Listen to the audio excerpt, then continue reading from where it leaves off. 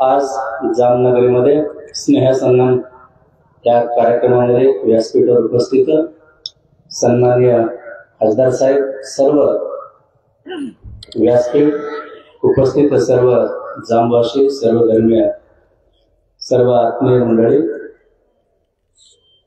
खरं म्हणजे अध्यक्षीय समारोप तो कसा असतो म्हणजे सगळ्यांचं झाल्यानंतर बोलायचं असल्यामुळं सगळ्यांचे थोडं थोडं घेतलं तर अजून 1-2 तास जाईल, म्हणून जास्त न घेता माझ्यासमोर असा प्रश्न पडलेला आहे, लग्नामध्ये शेवटी जेवण आणि कार्यक्रमामध्ये शेवटी भाषण करणं किती अवघड असते त्याची वारंवार जाणीव होतच मला, पण तरी सुद्धा 1-2 मिनिट बोलायचं म्हटलं. स्नेहसंगम हा कार्यक्रम खरंच हा जाम गाव एक आदर्श निर्माण केलेले आहे. सर्वांची मदत तेच आहे, कारण सध्या भारत देशातलं परिस्थिती आम्ही पाहिलं तर देशामध्ये राहणाऱ्या सगळ्यांचे विचार काय आहे, तर माझा देश सुरक्षित राहायला पाहिजे, माझ्या देशात राहणारा सर्व माणसं म्हणून चांगला जगला पाहिजे, माझ्या देशात राहणारा आम्ही सगळेजण सर्व जाती धर्म मतातले लोक गुणागोविंदाने चांगलं राहायचं असेल तर आपल्यातला माणुसकी जागी झाला पाहिजे. आतला माणुसकी जागी झाला तर हा माणूस हिंसा करणार नाही, हा माणूस द्वेष करणार नाही, हा माणूस कुणाचं प्रति वाईट देखील चिंतन करणार नाही. तो चांगला माणुसकी जागी करायचा असेल तर अशी स्नेहसंगम कार्यक्रम होणं फार गरजेचं आहे.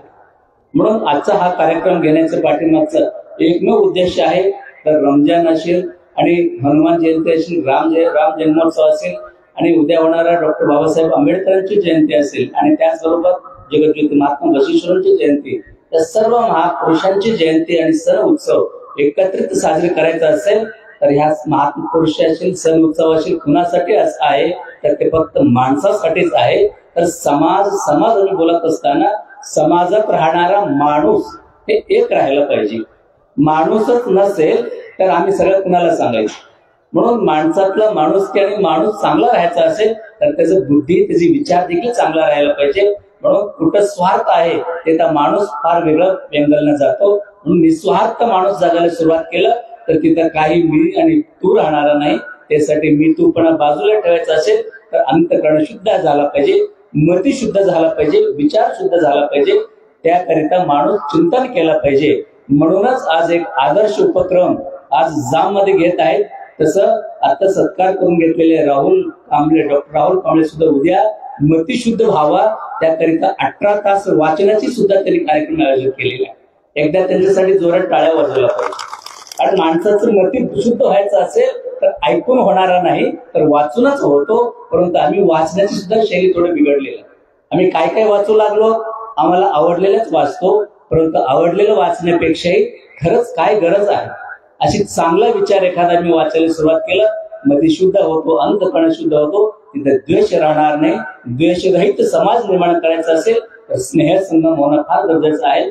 अशी स्नेहसंगम कार्यक्रमाचं आयोजन केलेलं सर्व आपले पिंजारे साहेब असेल आणि आपले कुंडे असेल आणि कोल्हे सर असेल, या सर्व जे काही जामनगरातील सर्व मंडळींनी डॉक्टर कुंडे साहेबांच्या नेतृत्वामध्ये त्याचे मार्गदर्शन घेतलं आणि एवढं सुंदर कार्यक्रमाची तयारी झाला.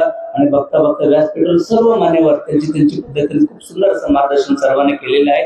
तर ह्या येणाऱ्या काळामध्ये देखील आज ह्याच पद्धतीचा कार्यक्रम प्रशासन शासनाच्या माध्यमातूनही सुद्धा प्रत्येक गावागावामध्ये निर्णय करून अशी कार्यक्रम घ्यायचे प्रयत्न सर्वांनी करावा. तरच आपला हा समाज एकोपाने राहू शकतो, गावागावातून माणसं गुणागोविंदाने होऊ शकतात.